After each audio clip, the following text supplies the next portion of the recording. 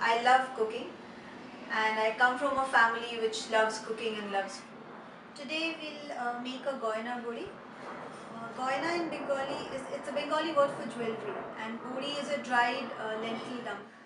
So for the Goyna Bori, we need some urad ki dal. This is dhuni urad, so it's without the skin. It's without the skin. I've soaked it overnight till it's nice and soft. This is how it should look. It's a little plumped up, and this is how it looks. And then with a little water and salt, uh, grind it to a very smooth paste. The paste has to be really smooth. It shouldn't have any lumps or any dal in it. And see, if there's anything small left like this, please take it out, because otherwise the piping would never be smooth.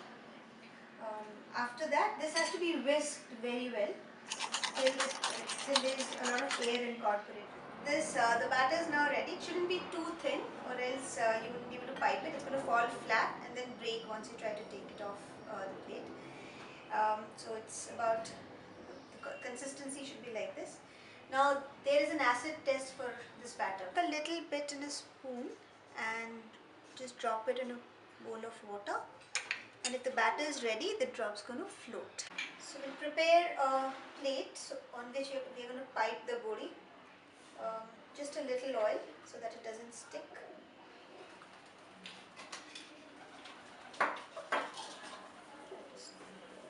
Grease the plate. Sprinkle some poppy seed on it, khaskhas. Now Goyna Bori is piped over poppy seed. I've also seen it being piped over on sesame seed, especially white sesame.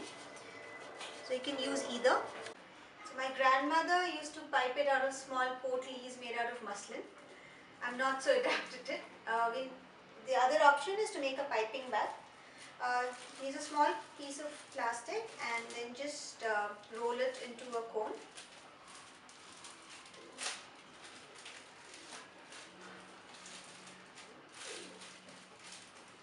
And then put a tape on it, so it would look something like this. And you're going to fill the batter in it.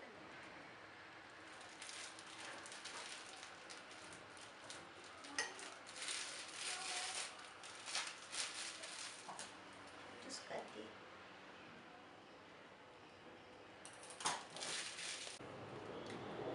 just take care that the nozzle that you cut, it shouldn't be too thick, because then it doesn't look nice and delicate, and it's going to be really difficult to also take it off. So it should be thin.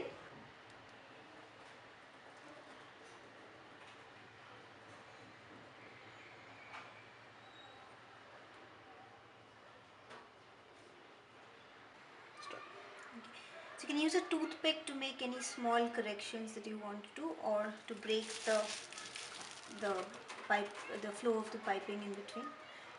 My grandmother probably didn't have an access to toothpick, so she used to use a matchstick.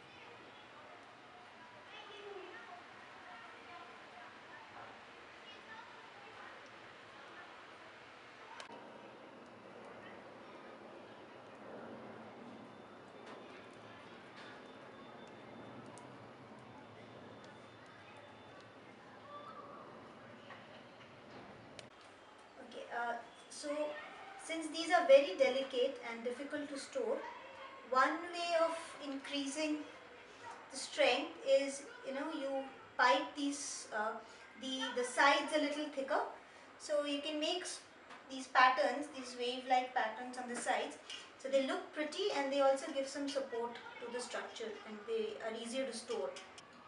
So I've piped a few of them earlier and dried them in the sun, and this is how they look after drying.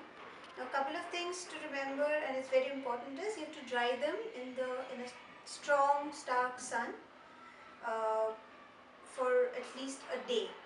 and it has to be dried at one go, so don't choose cloudy, humid days, because if it's left undried, then they might get a fungus attack, like a fungal attack. So one day of drying, so that means at least about 5 to 6 hours of sun. And after drying, this is how they look. So these have to be fried in hot oil, um, nice and crisp. They don't take much time frying. So the oil should be hot enough, not smoking, but it should be nice and hot.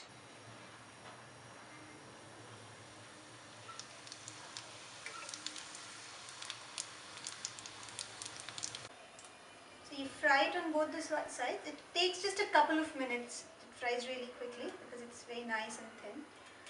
Right. And it should be nice. It should be crisp and brown. So this is how it looks after being